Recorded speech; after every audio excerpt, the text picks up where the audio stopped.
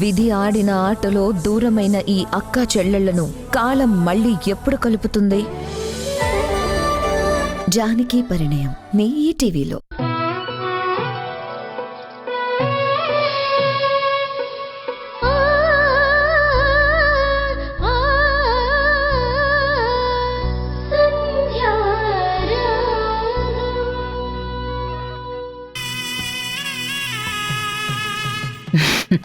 ఇంకొద్దిసేపట్లో నువ్వు పెళ్లి పీటల మీద కూర్చుని ఈ ఇంటికి కాబోయే అమ్మాయి మెళ్ళో తాళి కట్టబోతున్నావు.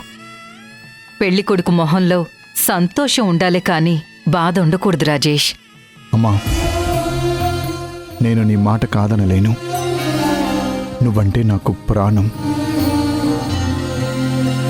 నువ్వు లేకపోతే నేను బ్రతకలేను. కానీ ఈ పెళ్లి జరిగితే నేను సంతోషంగా ఉండలేనమ్మా. నా మనసులో వింధ్యని పెట్టుకొని వింధ్యని కాదని వేరే అమ్మాయి మెళ్ళో నేను తాళి కట్టాలంటే నాకు నరకంగా ఉందమ్మా. ప్లీజ్. వాడి మొహంలో ఆనందం లేదు. వాడు నీకోసం నా కోసం మౌనంగా ఉన్నాడే తప్ప వాడు లోపల ఎంతగా ఏడుస్తున్నాడో నీకు తెలియదు వాణి. వాడు కీలుబొమ్మ కాదు, ఆటబొమ్మ అంతకంటే కాదు. మనం కూర్చోమంటే కూర్చుంటున్నాడు, నుంచోమంటే నుంచుంటున్నాడు. పెళ్లి కొడుకుగా రెడీ అవ్వమంటే రెడీ అవుతున్నాడు. వాడు మన గురించి ఎంతో ఆలోచించి కట్టుకున్న భార్య కంటే అమ్మా నాన్నే ముఖ్యం అనుకుంటున్నాడు. వాడు మన మాటకి మనకి అంత గౌరవం ఇచ్చినప్పుడు మనం కూడా వాడి మనసుని వాడి ప్రేమని గౌరవించాలి కదా. ఏమైనా ఆప్షన్ ఉంటే. ఇక చాలండి. మీరు ఏం చెప్పదలుచుకున్నారో నాకు అర్థమైంది. నేను మీకు పిచ్చిదానిలా కనిపిస్తున్నానా? అమ్మాయిని వెతికి పెళ్లి చూపులు చూసి ఓకే చేసి ముహూర్తాలు పెట్టి ఇంకాసేపట్లో పెళ్లి పెట్టుకుని ఇప్పుడు రాజీ పడ్డానికి నేనేమన్నా మూర్ఖురాల్లా కనిపిస్తున్నానా మీకు?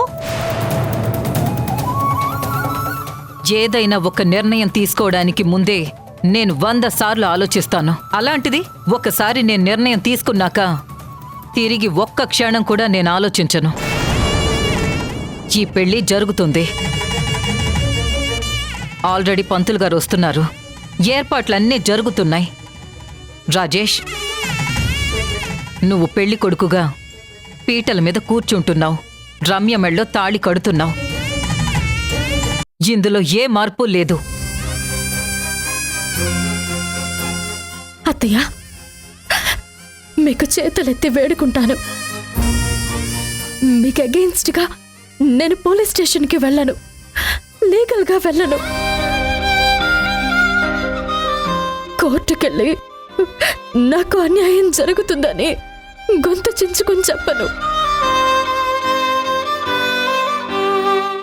నా అని చెప్పుకోవడానికి నాకిక్కడ సంధ్య తప్ప నాకెవరూ లేరు. ఇప్పుడు తన ఆరోగ్య పరిస్థితి కూడా అంతంత మాత్రంగానే ఉంది. అయినా నేను మీకెదురెళ్ళేంత గొప్పదాన్ని కాదు. ఇది నా జీవితం అత్తయ్య.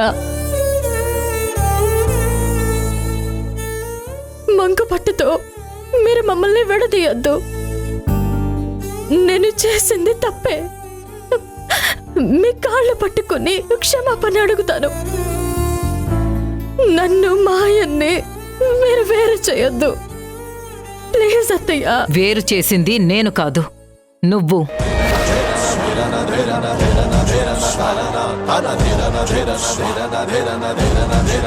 నీకు ఆల్రెడీ నువ్వు చేసిన తప్పులన్నీ చెప్పాను. సారీ వింధ్య, నీకు ఈ ఇంటి వారసుని కనే అర్హత లేదు. నీకు ఈ ఇంటి కోడలిగా ఉండే అర్హత కూడా లేదు.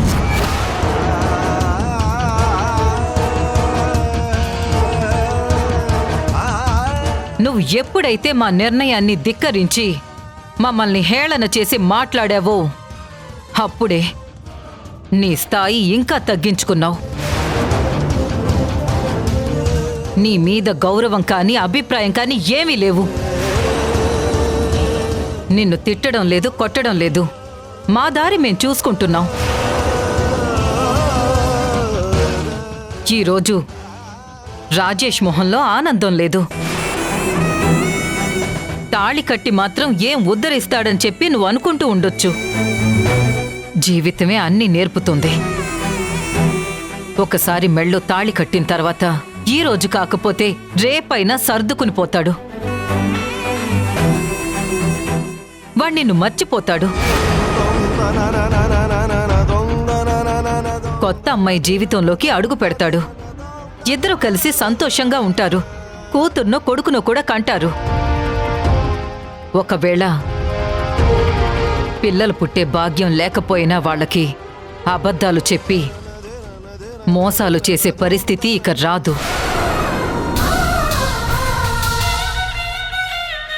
మా ఇంటికి కోడలు కాదు, కూతురు కావాలి అనుకున్నాం.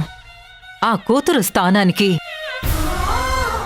మా ఇంట్లో దీపం పెట్టే మహాలక్ష్మి స్థానానికి నువ్వు అనర్హురాలివి. అత్తయ్య, ఇప్పుడు నువ్వు ఎంత బతిమిలాడినా, ఎన్ని కన్నీటి చుక్కలు కార్చినా మా నిర్ణయం మారదు. ఈ పెళ్లి జరగకుండా ఆగదు.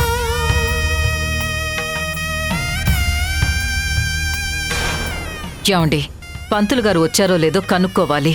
పెళ్లి వాళ్ళు బయలుదేరారో లేదో ఫోన్ చేసి కనుక్కోండి. ఇంట్లో చాలా పనులున్నాయి. వచ్చేయండి. అత్తయ్య, మావయ్య, సారీ అమ్మా.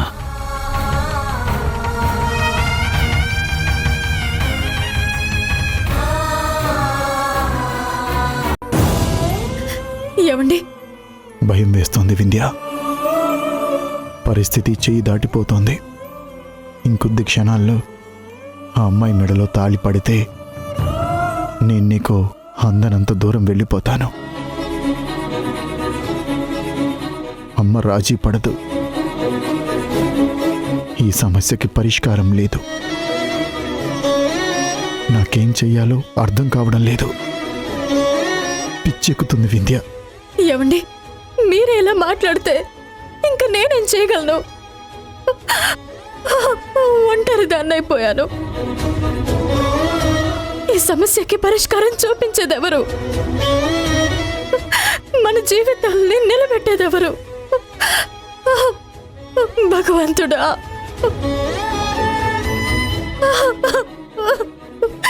మమ్మల్ని నువ్వే కాపాడు తండ్రి.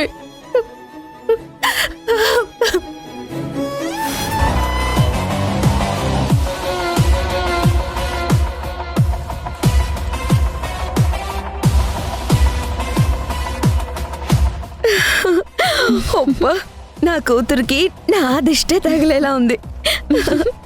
మమ్మీ, ఇన్ని రోజులకి నా కోరిక నెరవేరబోతోంది.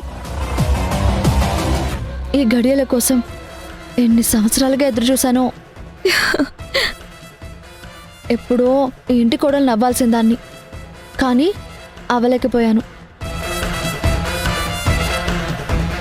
ఈరోజు ఈ ఇంటి కోడలిగా ఈ ఇంట్లో నేను అడుగు పెట్టబోతున్నాను. నాకు బావంటే ఇష్టం కాదమ్మా, ప్రాణం.